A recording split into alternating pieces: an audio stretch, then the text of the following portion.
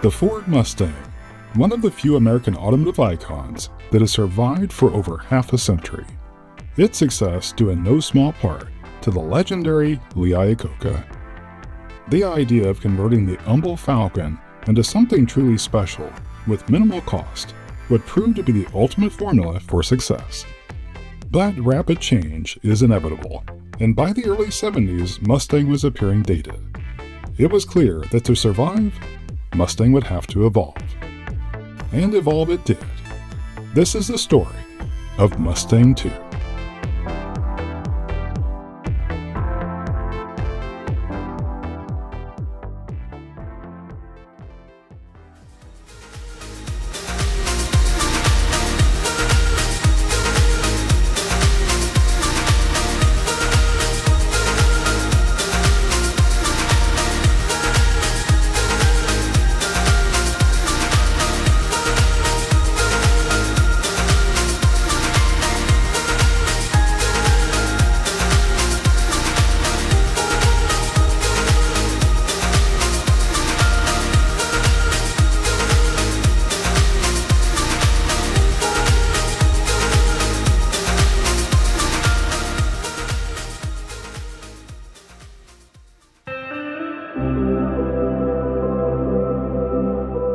Lee Iacocca was given the monumental task of reinventing Mustang after shareholder Anna Muccioli directly confronted Henry Ford II over Mustang's ever-increasing mass.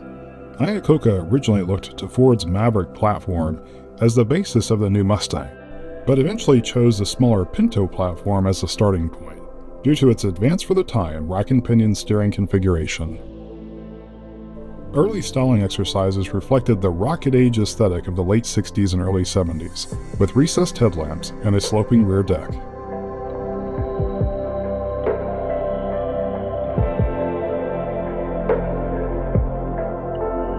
Early other proposals were more based in the reality of the time, featuring enormous front and rear bumpers designed to meet forthcoming draconian federal regulations.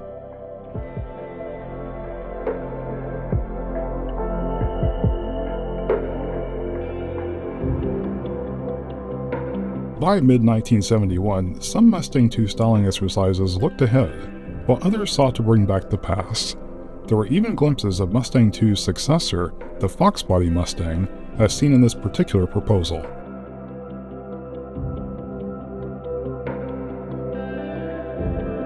And somewhat ironically, there were even proposals that were clearly inspired by Japanese offerings such as the Datsun Z car, a car that was originally inspired by Mustang. But in the end, the look of Mustang II would reflect its once again humble origins, the Pinto.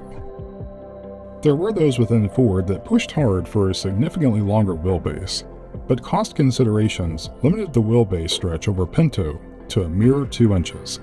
The stunted wheelbase and massive overhangs combined with the short dash-to-axle ratio to provide Mustang II with awkward proportions, proportions that caused many to view Mustang II as the sportiest of Pintos. Mirror, mirror on the wall, who's the fairest of them all? Number 1, there's Mustang. Ford gives you better ideas. It's the going thing.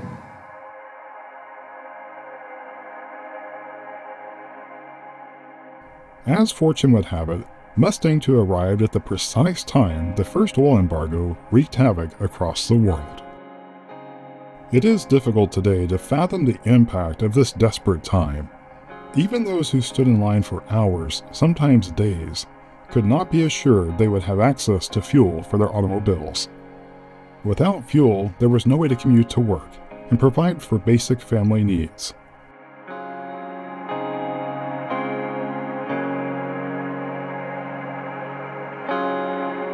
Every so often, there is a disruption to modern life. Whether it be a pandemic, war, or energy crisis, this was a time when the basic quality of life was severely impacted. To understand the success of Mustang II, we must travel back in time to a reality that was very different.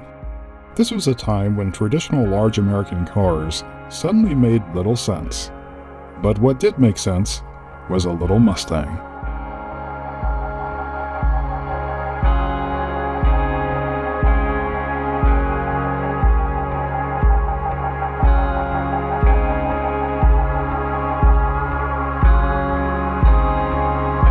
As the reality of energy rationing set in, it wasn't long before the average American car buyer could see the value in downsizing. A car that could offer an escape from current reality while also providing a sense of responsible economy was sure to be a home run hit. Mustang II truly was the right car at exactly the right time.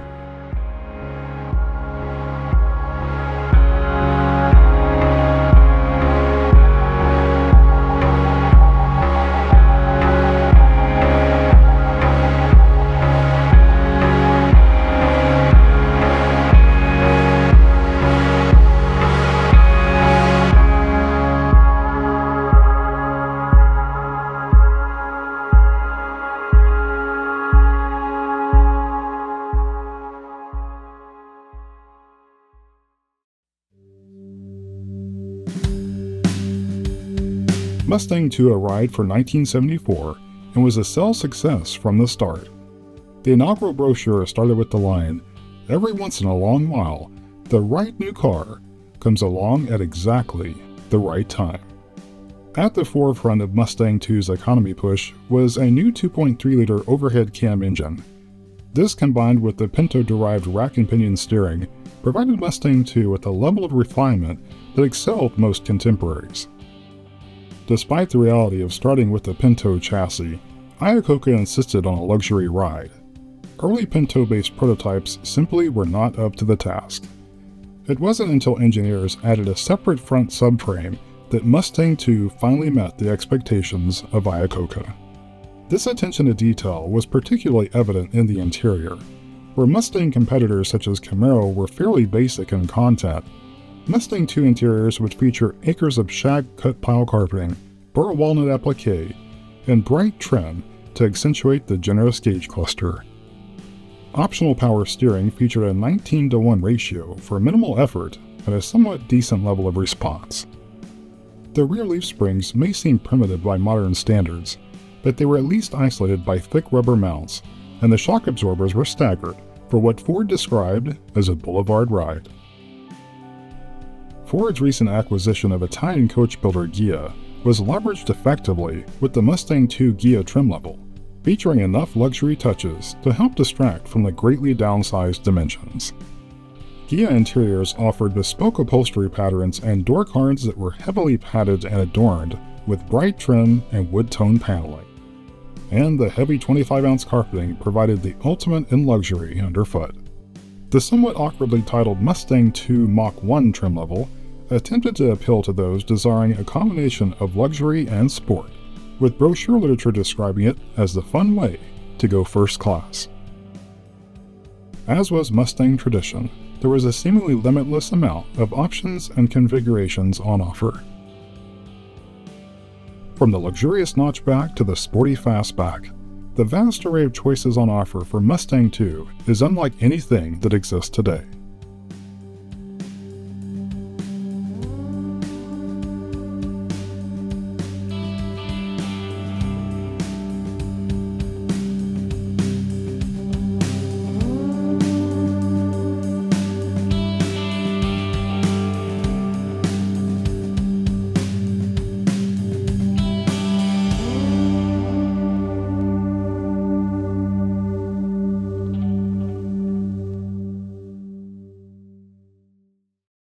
Ford Mustang II, named Car of the Year by Motor Trend magazine. Look what they've done to our Mustang. They named it Car of the Year. Mustang II, the right car at the right time. Base sticker price for this two-door hardtop is just $28.95, excluding dealer prep, destination charges, title, and taxes.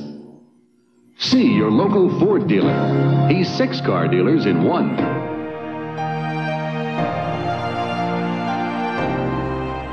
By the introduction of Mustang II's second year, it was clear the luxurious trim configurations were as big a hit as the more sporty offerings. The term personal car was increasingly used by the auto industry to describe a downsized car with luxury appointments, and Mustang II was at the forefront of this new movement. Indeed, one need only look at a contemporary Lincoln to see the inspiration for Mustang II's interior detailing. The luxury theme continued for 1975 with Silver Ghia, featuring silver metallic paint and a half-vinyl roof that highlighted the addition of the very trendy new opera windows. Other Ghia offerings were equally luxurious, though all came standard with the 2.3-liter 4 and 4-speed manual transmission, perhaps somewhat diluting the luxury pretensions. Even the basic Mustang II featured colorful interior detailing that would put most modern compact offerings to shame, and carpet so thick a cat could easily lose its way.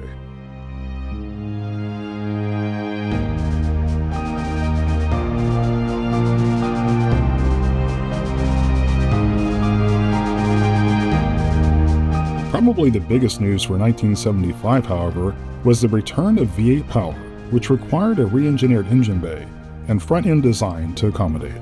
Unfortunately, the added weight of the V8 did impact handling, and many viewed the 302 power plant as an ill fit for the greatly downsized platform. Regardless of what was under the hood, there was enough optional equipment to provide a touch of class that simply wasn't available in Mustang's competitors.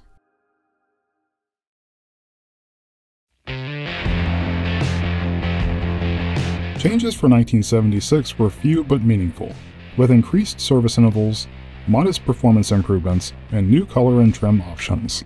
The fuel-efficient MPG trim level was the value leader and featured color-keyed flexible bumpers, wheel covers, and low-back bucket seats with armrests. A limited edition was also available with special two-tone paint, styled steel wheels, and other no-charge options.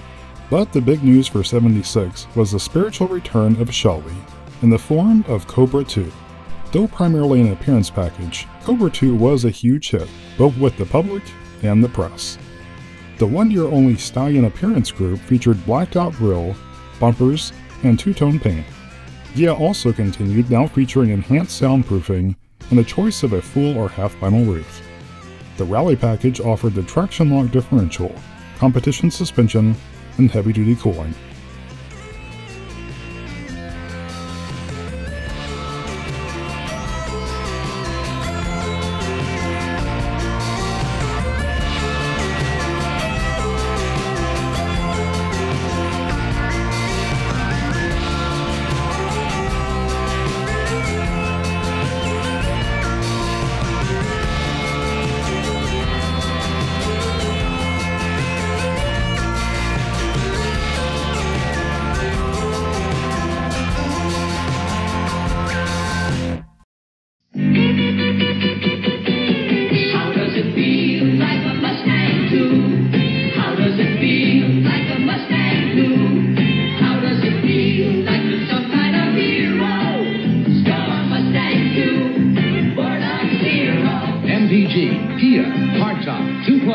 Stallion, and Cobra II. The exciting Mustang IIs for 76 at your Ford dealer. Mustang II, Ford on Zero.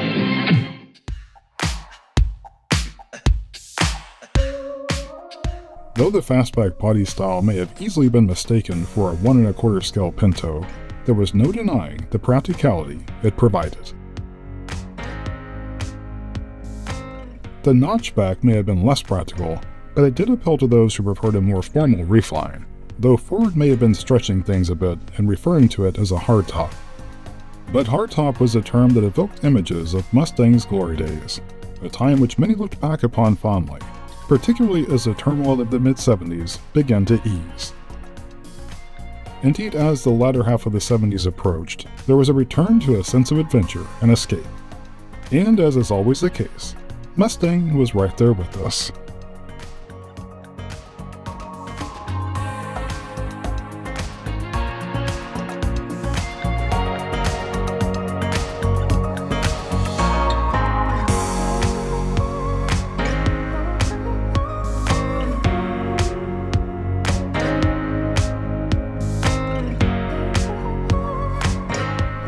And of course, Mustang II would go on to serve as the faithful companion of someone near and dear to us all.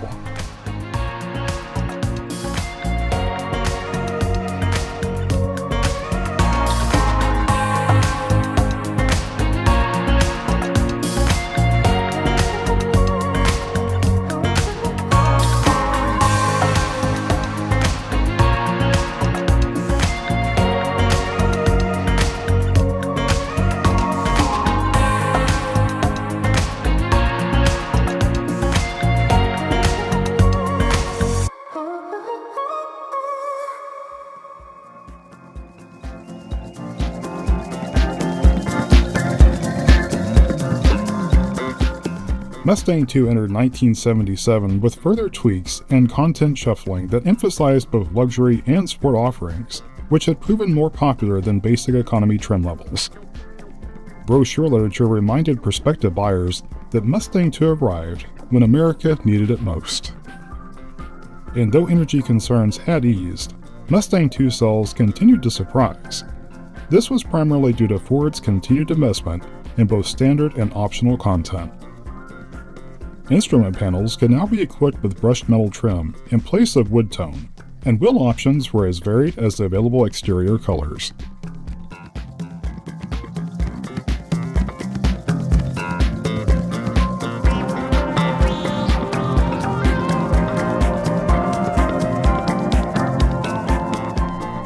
And as is typical with Mustang, change occurred fast. The Cobra II trim was the most impacted, with a hood scoop that was turned 180 degrees to appear more aerodynamic, and body decals that were simplified in appearance.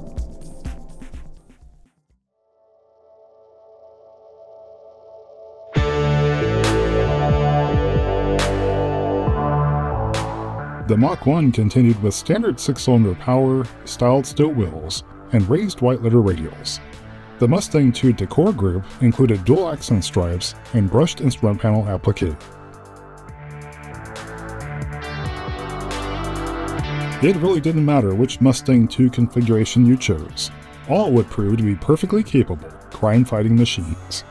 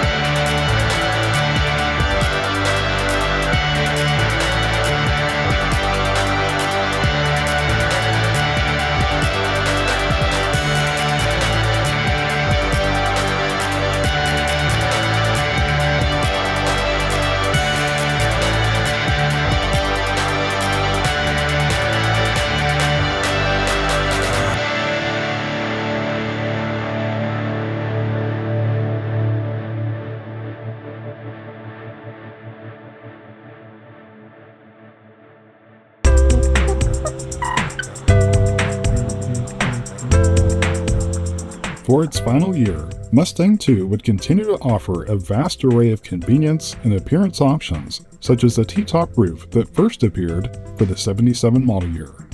The choice of a bright exterior color, wire wheel covers, and pop-up sunroof was a popular configuration. The fashion accessory package was introduced for the ladies, featuring distinct body side pinstripes and unique interior appointments. The Ghia trim level continued, as featured here in black with chamois color keyed wheels and roof accents. An innovative for the time option was the fold-down rear seat with hardtop configuration, something that was usually only available on hatchback body configurations.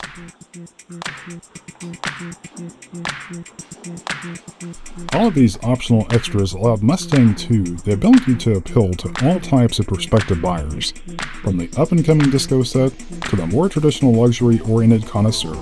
Mustang II truly was a car for everyone. And truly a car that deserves a second look, with a sincere consideration of the conditions from which it emerged.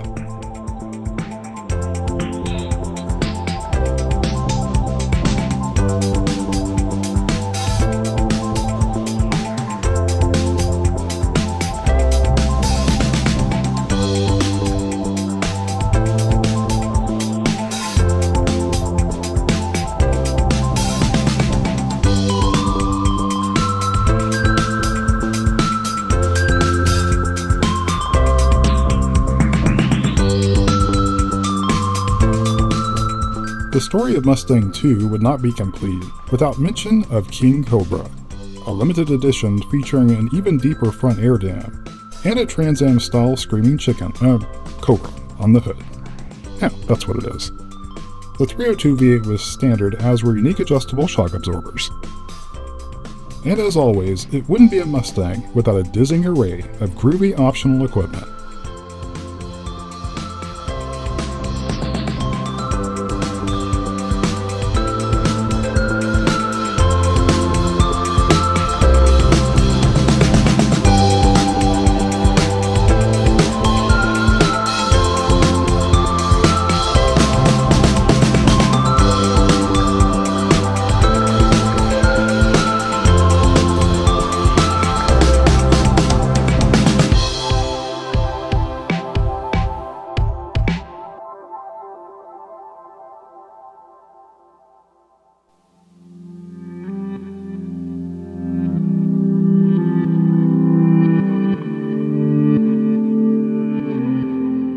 As with so many cars featured in these car tales, Mustang II can only be truly understood when looking through the lens of the time it was born. The mid-70s were a dark time where it seemed cars and fun would almost certainly part ways. As so often has been the case, Mustang II would crash through economic and social barriers, its sole mission to serve as a companion to our grandparents, parents, and eventually ourselves. Far from a punchline, Mustang II truly was the right car at the right time. Christened by Motor Trend as Car of the Year, it served as a beacon for its successors, probably even as a savior.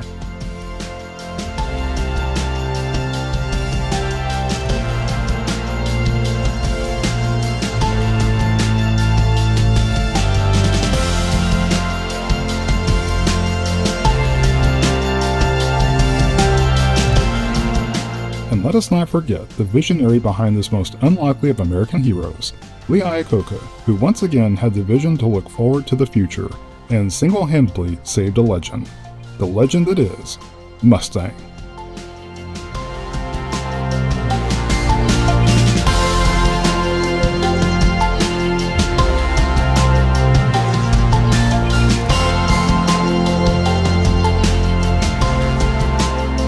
As anyone familiar with this channel is no doubt aware, I truly do have a passion for these underdog cars of our childhood. I love this car for the warm memories it evokes, particularly in the TV shows and movies in which it appeared. But most of all, I truly appreciate the Mustang II for being the ultimate example of evolving to survive. I think it is fair to say, without this car, Mustang would have been but a distant memory.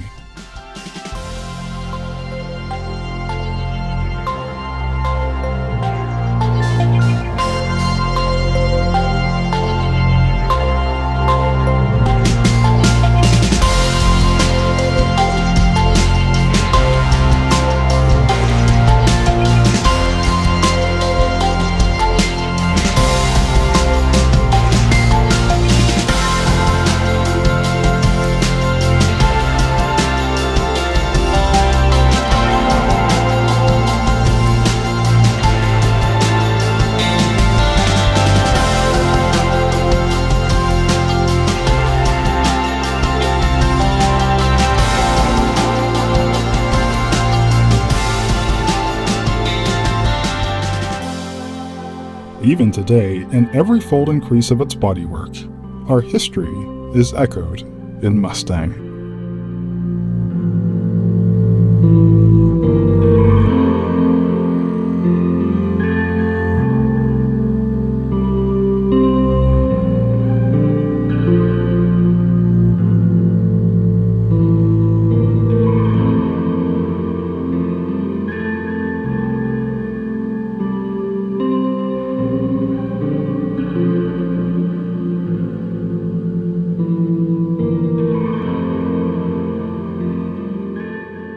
Thank you all for your incredible support. I hope you enjoyed.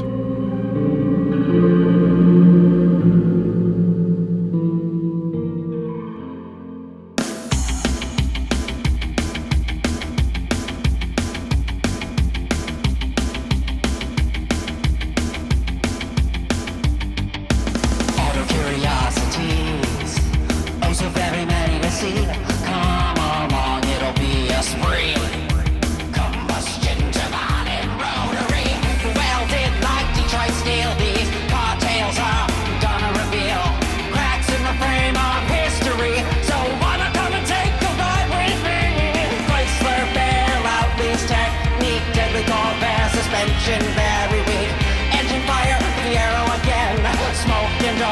John DeLorean.